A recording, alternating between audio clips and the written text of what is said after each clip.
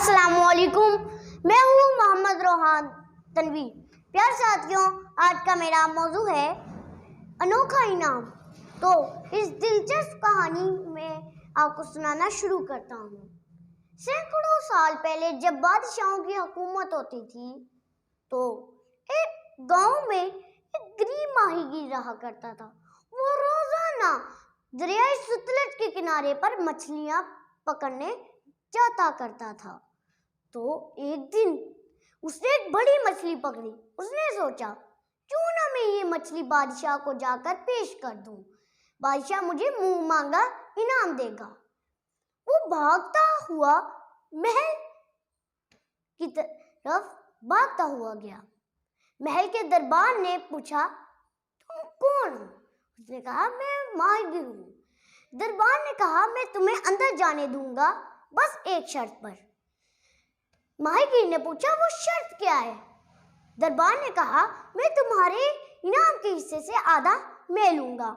پھر ماہی گیر نے کہا، اچھا ٹھیک ہے، اور پھر ماہی گیر محل کے اندر چلا گیا۔ بھاگتا بھاگتا ماہی گیر محل کے اندر چلا گیا اور بادشاہ نے اسے روک لیا اور کہا، اتنی بڑی مچھلی تم کہاں سے لے کے آئے ہو؟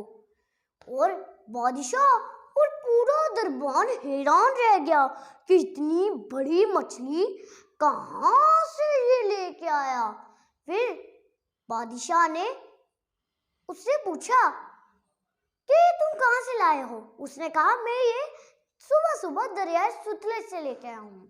اور بادشاہ نے یہ مچھلی لے لی اور اس نے پوچھا بادشاہ نے کہ تم مجھ سے انعام کیا لوگے؟ ماہی گیر نے کہا، آپ ناراض نہ ہو تو آپ مجھے 100 جوتے مار دیں۔ بادشاہ نے پوچھا، یہ کون سا انوکھا انعام ہے؟ پھر بادشاہ نے اس کی بات مان لی اور اسے 100 جوتے مارنے کا انتظام کرنے لگا۔ بعد میں بادشاہ اسے 100 جوتے مارنے ہی لگا کہ ماہی گیر نے اسے روک لیا اور کہا، ٹھہریے، اس میں میرا ایک حصہ دار بھی موجود ہے، جب وہ اسے بھی بلا لیں۔ جب وہ اندر آیا حصہ دار تو بادشاہ حیران رہ گیا کہ یہ تو اس کا دربان یعنی سپاہی ہے۔ تو اس نے کیا کیا، دربان کو 100 جوتے مارے اور اسے محل سے باہر نکال دیا۔ ماہی گیر کو منہ مانگا انعام دے دیا بادشاہ نے۔